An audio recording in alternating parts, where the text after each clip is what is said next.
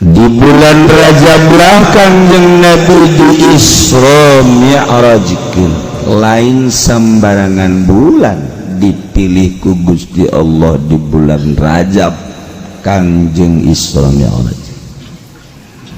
Sebab Rajab adalah syahrullah, bulan Allah. Syaban syahrul Nabi, bulan Nabi Allah. Tapi bulan Ramadan ke syahrul ummati. Jadi Rajab julukanana syahri cek Allah. Kangjeng Nabi gabejaan syahrullah, bulan Allah. Manta Kangjeng diberangkatkeun minal masjidil haram ilal masjidil aqsa, di aqsa ka sidratil muntaha. Mukalamah jeung Allah cuman urusan Kangjeng jeung Allah tamah. Oleh-olehna lamun ti Bandung peuyeum Bandung, lamun ti Cililin wajib Cililin, Garut dodol Garut atawa embe Garut, anu capang ratandukna memeh batur nyana heula dihajar jegur, ti Cianjur hayam pelung, lamun ti ditu ti Kedu Camani Salasih ayam hideung, lamun ti Madura Celuri oleh-oleh, lamun ti Bali goyang Bali. Taye oleh-oleh Isra Mi'raj adalah sholat. Dengan sholat urang bakal kapanggih jeung Allah. Tahajud di bulan Rajab naon bae cenah kiai nu kudu digawean atuh terserah ente. Dek naon ente rencanana? Eueuh cenah teu boga rencana. Emang paul ente mah. Teu boga rencana. Di bulan Rajab nu paling hebat adalah hiji mun babacaan kulhu menangkeun sabulan Rajab 200.000 kulhu. Dibere 200 ngaheap sama sakubah ragag di tanggal kalapa. Ya Allah ya Rabbi, fokuskeun mulai Rajab tasbih kencengan kurang hayang nyaho coba awak wae dipaca pakai maca kulhu coba hayang nyaho coba jangan nonton bola mah kuat, nonton TV kuat, main koprok gapleh aing kuat ya. Kadang-kadang main catur tim maghrib ke subuh kuat, coba wae pakai maca kulhu hayang nyaho coba aing menang 2 jam teh ngahep-hep. Cak pamajikan abasieu sora-sorana coba dulu oregana teu daya teu upaya ditanya Pak kunaon apa kulhu teu beda konsepna sakumaha Imam Ghazali dek digawe urusan pagawean ngera gaji nukang bas jeung sajabana sing gede dahar mantak aya bae julukan tukang ragaji madahar sing hade tapi lamun deuk ibadah beda. Deuk ibadah mah ulah seubeuh teuing beuteuh digawe kudu seubeuh beuteuh. Deuk ibadah ulah seubeuh beuteuh.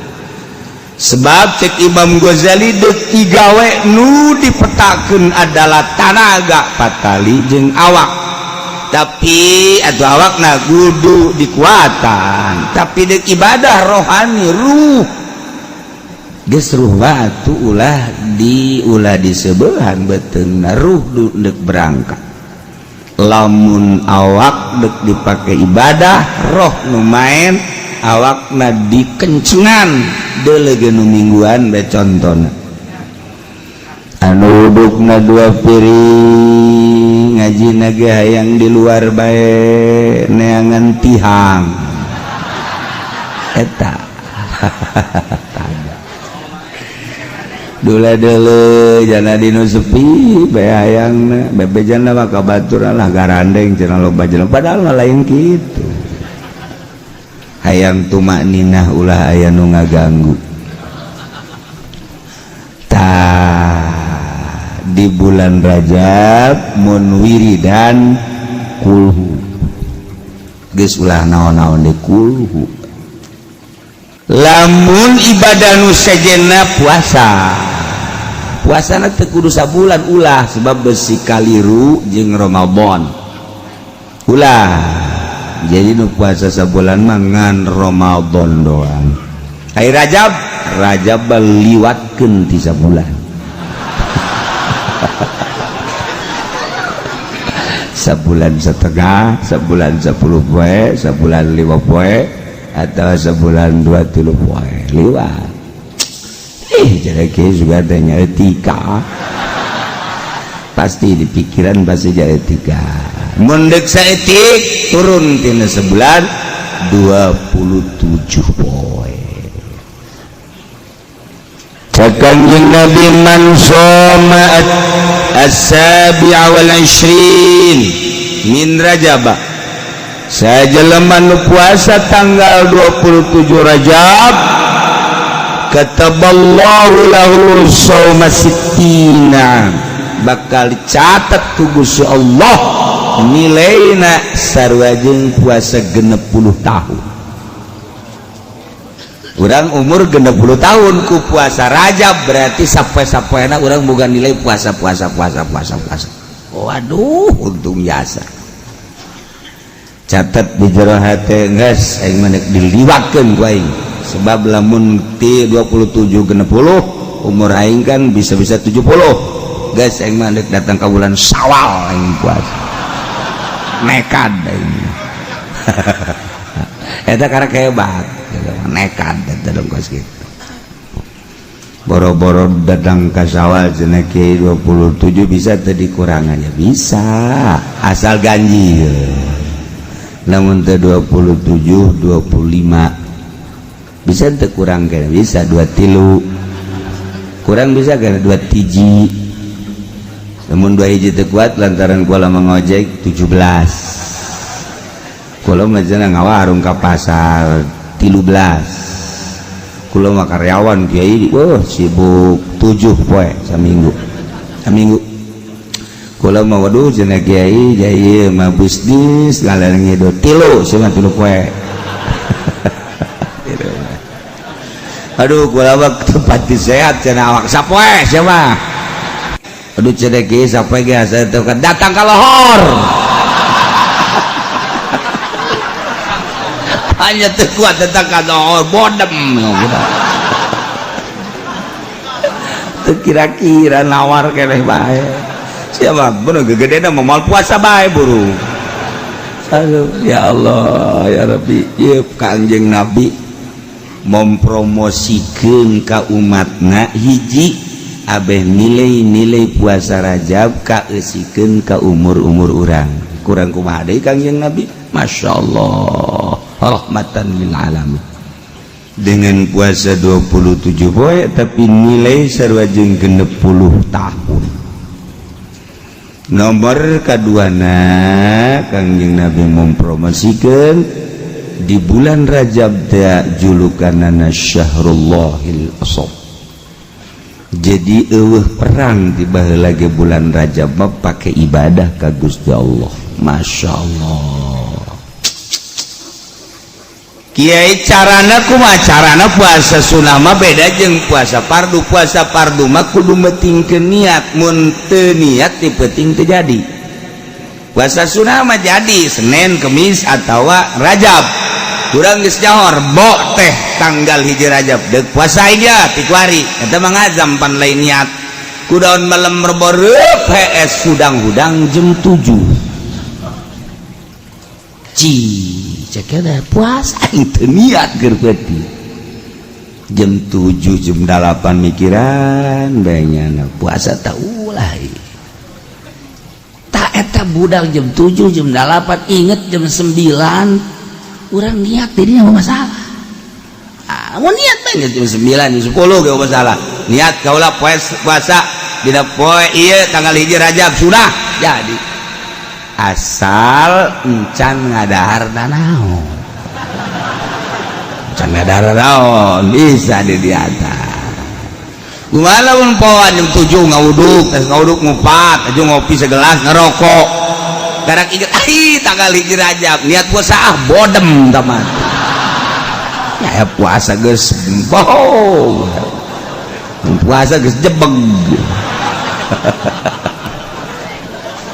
teu bisa syarat can ngadaharna naon can minum nah ieu bisa diniatan ku urang puasa sarua jeung nu tipe niat geus dicaritakeun puasa sapoe-sapoena ganjaranna geus sering ieu mah 27 bae urang ngadoa ka Allah mudah-mudahan urang kabehan dibere sararehat dibere daek ngalaksanakeun ibadah ka Gusti Allah boh puasana boh majakulhuna eueuh deui nu diharepkeun iwati hayang menang ridho Allah Subhanahu wa ta'ala mudah-mudahan urang kabehan dipikari ridho ku Gusti Allah lamun Allah geus ridho radhiyallahu anhum wa radu'an zalika liman khasyya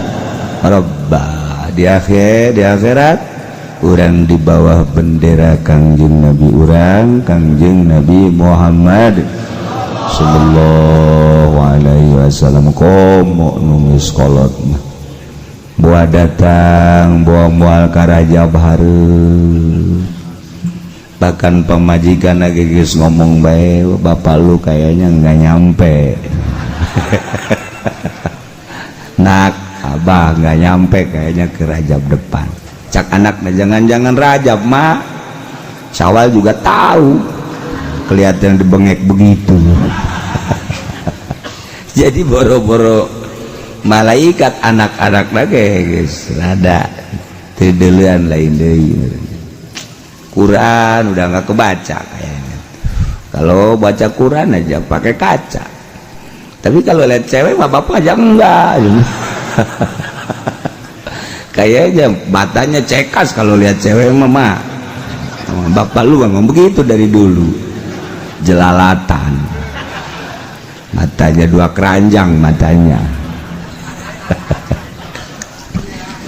maca Quran mah jangan kaca kade tasal kaca teu kabaca henteu deui heran ini awalnya mah keur make kaca ge kaca dibuka kaca dibuka tolol bae eta kan Masya Allah aya kos kitu eta ge loba eta nah iyalah urang geus datang ke bulan Jumadil Akhir sigana urang nu nambahan umur teh nambah padahal tijatah ba urang murah lamun di bulan Rajab ieu umur urang geus aya 59 sedengkeun umur urang jatahna 60 berarti tinggal 1 tahun deui gitulah urusan payabat teu dihayang-hayang teu bisa diembung-embung teu bisa nu penting nama urang maot husnul khotimah mawa kalimatut thayyibah la ilaha illallah